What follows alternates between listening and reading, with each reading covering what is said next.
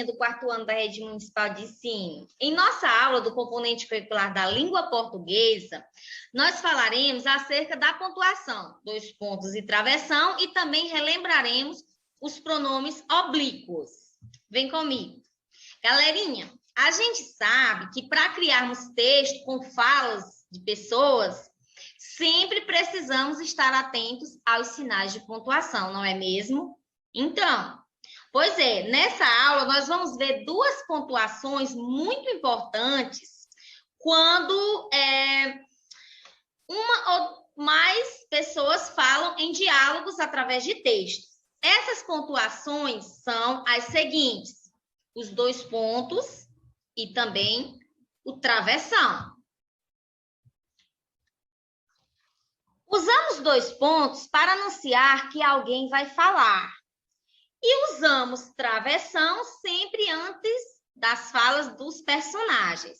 Essas 2 regrinhas aqui são aquelas regrinhas mais básicas e que acontecem normalmente, mas nós teremos outras, tanto em relação à pontuação 2 pontos, quanto em relação à pontuação travessão. Essa que vocês estão vendo nesse momento na sua telinha são as mais comumente utilizadas.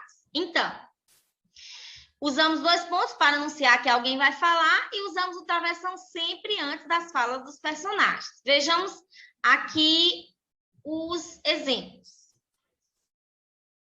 Carla diz, 2 pontos.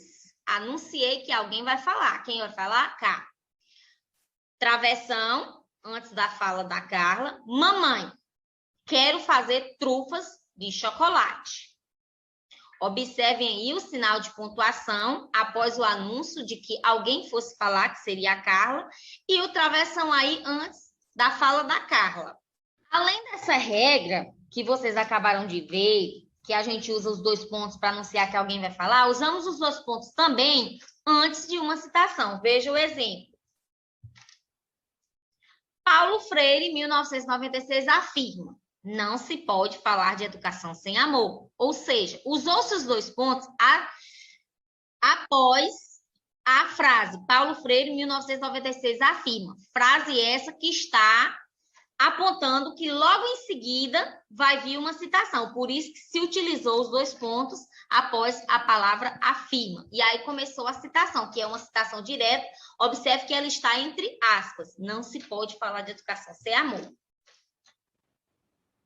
Além desse uso anteriormente visto dos 2 pontos, nós usamos 2 pontos também antes de uma enumeração. Vejamos o exemplo.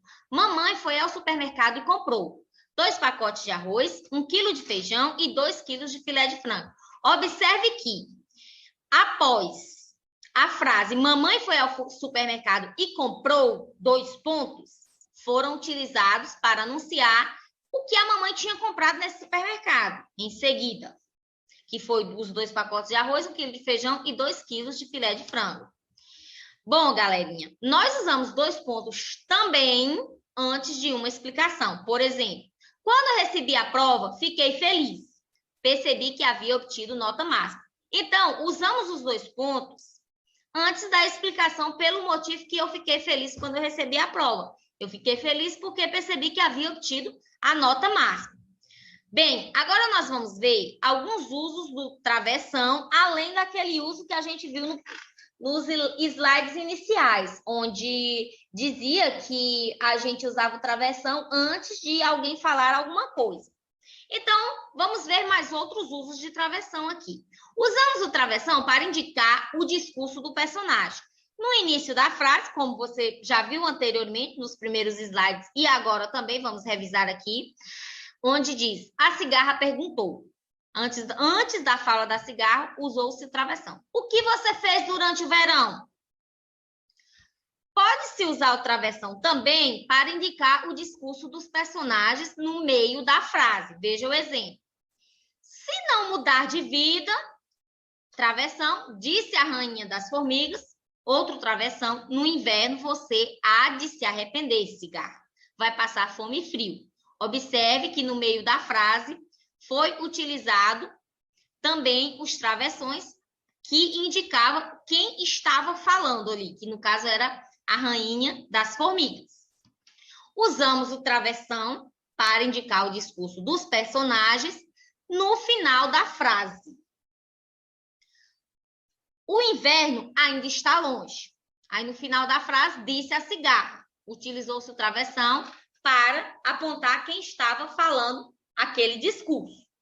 Então, tanto podemos usar o travessão para indicar o discurso dos personagens no início da frase, no meio da frase e também no final da frase, como a gente viu.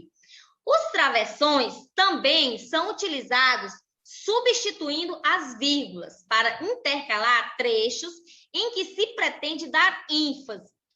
Por exemplo, os Estados Unidos e a China, travessão, os maiores poluidores do planeta, outro travessão, não são signatários dos principais tratados de preservação ambiental. Observe que esses travessões aí foram utilizados para intercalar uns trechos em que se pretendia dar ênfase, explicando que os Estados Unidos e a China são os maiores poluidores do planeta. Se em vez desses travessões aí utilizasse vírgula, ficaria certo, professora? Ficaria sim.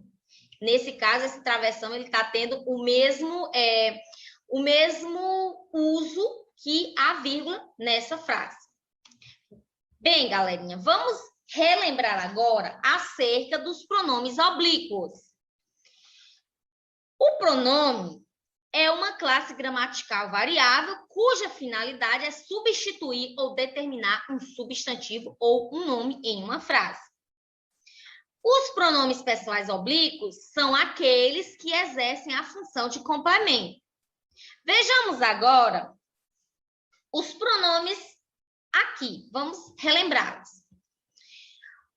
Para cada pronome pessoal do caso reto, nós temos também os pronomes pessoais do caso oblíquo, como, por exemplo, vocês podem ver aí na primeira pessoa, o pronome pessoal do caso reto é eu.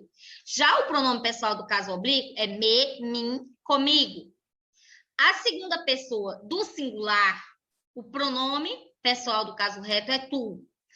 A segunda pessoa do singular, nos pronomes oblíquos, são te, ti, contigo. Na terceira pessoa do singular, no caso reto, é ele e ela. Já na terceira pessoa do singular do caso oblíquo é se, si, consigo ou a, lhes. A primeira pessoa do plural, o pronome pessoal do caso reto é nós. Na primeira pessoa do plural, o pronome pessoal de caso oblíquo é nos, conosco. A segunda pessoa do plural do caso reto é vós. A segunda pessoa do plural do caso oblíquo é vos, convosco. A terceira pessoa do plural do caso reto é eles, elas. A terceira pessoa do plural do caso oblíquo é se, si, consigo, os, as, lhes. Observe que há uma diferença entre os pronomes pessoais do caso reto e os pronomes pessoais do caso oblíquo. Neste momento, estamos relembrando os pronomes pessoais do caso oblíquo, que são esses que estão grafados em rosa. Então, vamos ver o exemplo de uma frase com o pronome pessoal do caso oblíquo. João chutou a bola. João chutou-a. Utilizou o a, esse pronome pessoal, para substituir o substantivo a bola. Vejam aqui alguns exemplos do uso de pronomes oblíquos em frases. Eles a escutaram até o final. Você não nos contou sobre isso?